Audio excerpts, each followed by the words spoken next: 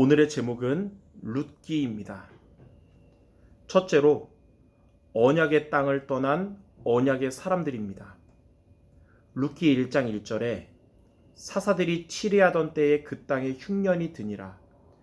유다 베들레헴의 한 사람이 그의 아내와 두 아들을 데리고 모압 지방에 가서 거류하였는데, 룻기의 배경이 되었던 때는 여사사 드보라와 바락 장군의 활약에 힘입어 이스라엘이 누린 40년의 평화가 끝나고 미디안 족속의 압제를 받던 때로 기드온이 사사로 부름받기 전의 시대입니다.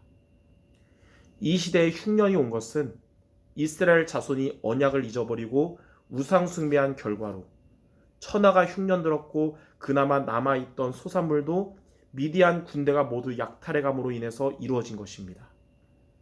이때 흉년으로 인해서 유다 사람 엘리멜렉이 그의 아내 나오미와 두 아들 말론과 기럐을 데리고 식량 문제를 해결하기 위해서 모압 지방으로 이주했습니다.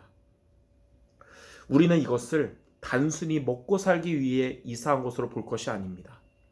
이스라엘에서 언약을 붙잡고 언약의 대를 이어가야 할 성도들이 언약이 없는 땅, 우상 숭배하는 땅으로 간 것은 언약을 버리고 식량 때문에 우상 숭배와 타협한 인생을 선택한 것입니다. 언약을 놓쳐서 오게 된 문제는 언약을 회복해야 문제가 근본적으로 해결됩니다. 언약을 놓쳐서 온 문제를 해결하려고 세상 방법, 인본주의를 사용하는 것은 이전보다 더 큰 고통을 가져오는 것입니다. 룻기 1장 3절에서 5절에 나오미의 남편 엘리멜렉이 죽고 나오미와 그의 두 아들이 남았으며 그들은 모압 여자 중에서 그들의 아내를 맞이했는데 하나의 이름은 오르바요 하나의 이름은 룻이더라. 그들이 거기에서 거주한 지 10년쯤에 말론과 기럐 두 사람이 죽고 그 여인은 두 아들과 남편의 뒤에 남았더라. 나오미의 가정은 환란을 피하려고 모압 땅으로 이주했지만 그곳에서도 환란이 그치지 않았고 오히려 더 큰 환란을 만났습니다. 기근을 피해서 모압 땅으로 피신한 나오미의 가정은 가장인 엘리멜렉과 두 아들이 죽고 세 과부만 남는 등 베들레헴에서보다 더 고통스럽고 비참하게 된 것입니다. 두 번째로 언약을 회복하고자 갈망하는 언약의 사람들입니다. 룻기 1장 6절에 그 여인이 모압 지방에서 여호와께서 자기 백성을 돌보시사 그들에게 양식을 주셨다함을 들었습니다.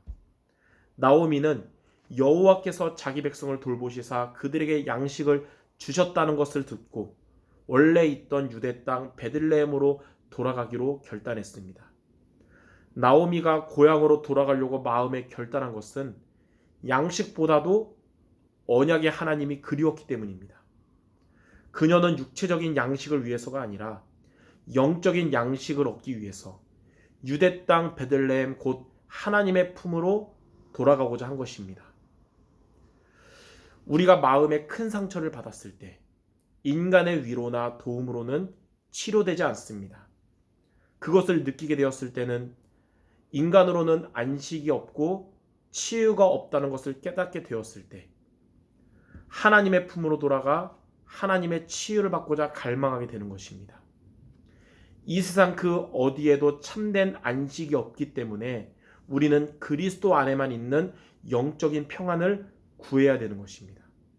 로버트 슐러는 이에 대해서 이렇게 말했어요.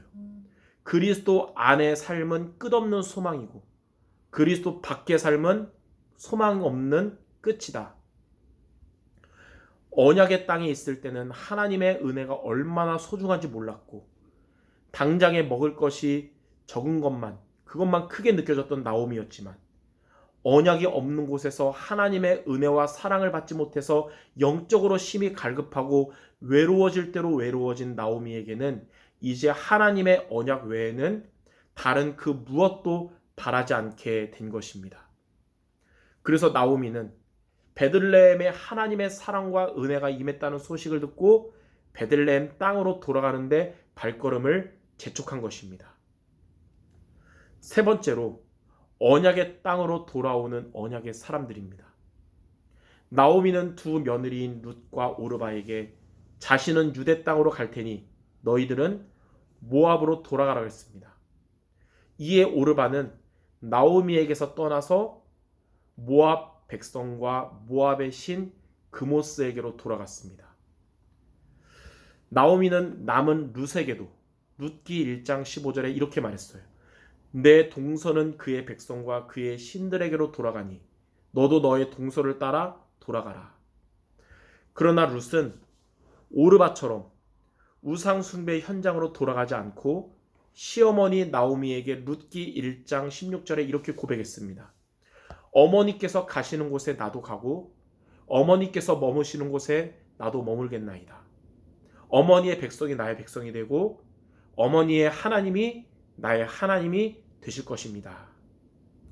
룻의 이러한 결단과 고백은 그녀가 단순히 시어머니를 봉양하는 효성만이 아니라 언약의 백성이 되고자 하는 신앙적인 결단이었습니다. 그녀는 자기 민족의 신인 그모스를 버리고 시어머니가 믿는 하나님을 자신의 하나님으로 받아들임으로써 여호와의 날개 아래 보호받는 언약의 백성이 되기를 원했던 것입니다. 룻기 1장 18절에 나오미는 룻이 신앙적으로 굳게 결심함을 보고 그에게 돌아가라고 말하는 것을 그치고 함께 언약의 땅 유대 베들레헴으로 출발하게 되었습니다. 세상의 눈으로 볼 때는 별 볼 일 없는 두 과부의 이동이었지만 언약을 갈망하며 언약의 땅으로 발걸음을 옮긴 이들의 이동은 앞으로 이스라엘 역사에 중요한 영향을 미치게 되었고 영적으로 그리스도가 이 땅에 오시는데 중요한 역할을 하게 되었습니다. 우리가 원래 룻처럼 이방인이었고 불신자였습니다. 그러나 하나님은 어머니의 하나님이 나의 하나님 되신다는 믿음에 고백한 룻을 언약적 축복하시며 귀한 존재로 만드셨듯이 룻처럼 언약의 하나님을 나의 하나님으로 우리가 붙잡아야 되는 것입니다. 그러면 언약의 하나님을 나의 하나님으로 붙잡으려면 어떻게 해야 될까요? 룻이 언약의 땅으로 오게 된 것은 시어머니를 향한 효성이 아니고 또 유대 땅이 더 살기 좋아서도 아닙니다. 아까 룻기 1장 16절 말씀 고백처럼 어머니의 백성이 나의 백성 되고 어머니의 하나님이 나의 하나님이 되신다는 고백 때문입니다.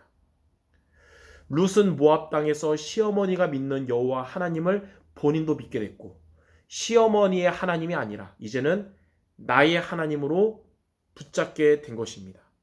이처럼 언약의 하나님을 나의 하나님으로 붙잡으려면 나의 그리스도를 붙잡아야 합니다. 성경에 나오는 위인들의 그리스도가 아니라 목사님이 전하시는 그리스도가 아니라 나의 그리스도를 믿고 붙잡아야 되는 것입니다.